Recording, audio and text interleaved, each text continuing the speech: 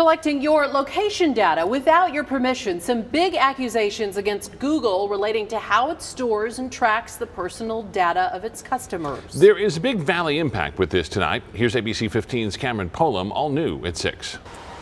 The Attorney General's office launched an investigation just over a week after the Associated Press reported Google was collecting location data on Android users even when they thought they turned off location services. So we're talking about very personal information, very private information. Attorney General Mark Brnovich's office is in a battle over your data. We have contracted with an outside third-party law firm that's an expert in these areas to help the state assist in an investigation of one of these major companies. That company, according to details in this court filing, appears to be Google, leaving the state's top lawyer with questions. What kind of data is being collected? What are they doing with that information? And are they violating not only our consumer protection laws here, but our right to privacy? In the right hands, we get conveniences with our location services. In the wrong hands, who knows? Robert D'Arezzo says data breaches at Facebook, Google, and Yahoo have brought the subject of data collection to the forefront. Google claims location data helps provide useful services like relevant search results and traffic predictions.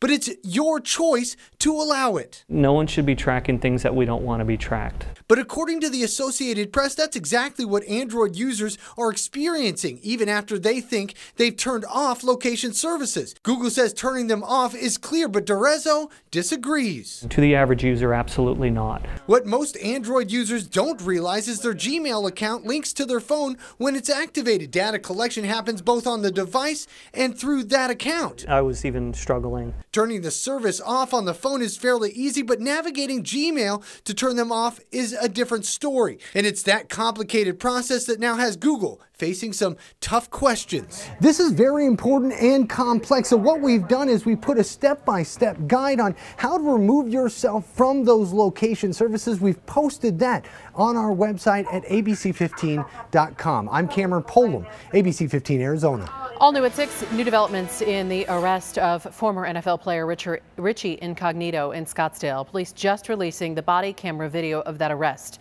Take a look. You can see the officers going right there into a funeral home after employees called police saying Incognito was making threats. Officers say he was there to discuss funeral arrangements for his father, who had recently passed.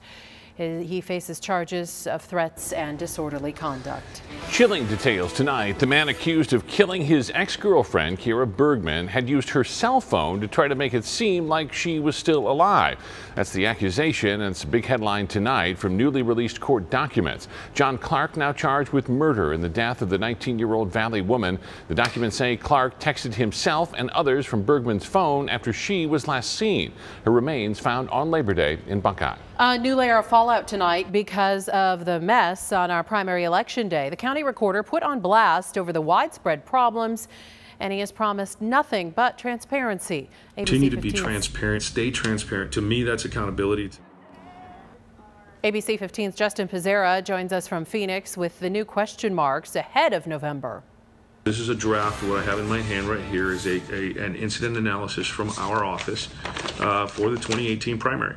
Adrian Fontes talking to voters through Facebook Live last week, apologizing about a voting debacle and at some points even showing what he calls an incident analysis, a report he now says will not be released. Yes, it's my decision. No, you're not happy with it, and we're going to have to agree to disagree on that. Fontes says the report is just a draft. It doesn't even have a name, so he doesn't have to release it, and isn't. But here's what we do know. 62 polling places were not fully operational the morning of August 28th, our primary election day. It took some location hours to get up and running. The county immediately started pointing fingers at a contractor it hired to set up the polling places.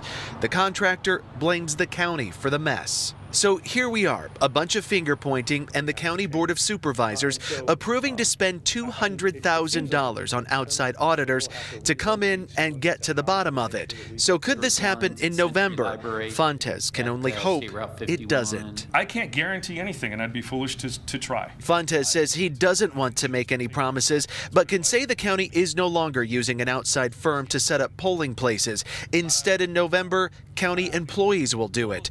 As for the report, report, he says much of that information he's not releasing now will come out when the audit is done and released. In downtown Phoenix, Justin Pizzera, ABC 15, Arizona. All eyes on Hurricane Florence tonight as the major storm churns toward the East Coast. More than 10 million people under warnings or watches right now as the storm gets closer to making landfall. Florence just weakening to a Category 3, but it's still expected to bring catastrophic flooding to the southeast, possibly dumping as much as 40 inches of rain in parts of North Carolina alone, with major impacts starting tomorrow. People are running out of time now to evacuate. I definitely did not want to. I mean, I packed up everything as well as I could and got it all prepped up and boarded the windows, got my boat with me, got my dog with me, so not what I wanted to do, but it's what I had to do.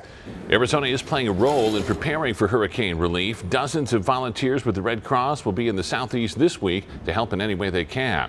Let's bring in Chief Meteorologist Amber Sullins now. And Amber, this is being called the storm of a lifetime for portions of the East Coast. How's the path looking tonight? Well, it is still looking like a direct hit on North Carolina, but it has taken a little bit of a turn to the south after it approaches the coastline. So here's the latest track from the National Hurricane Center. You see it approaching as a Cat 3 and riding that coastline down. It could make one landfall or maybe even two. That's still up in the air, but the problem is you don't really want to get concerned with, is a landfall happening, is it not? Just focus on those impacts, because whether or not that eye gets on land is going to be irrelevant to this story.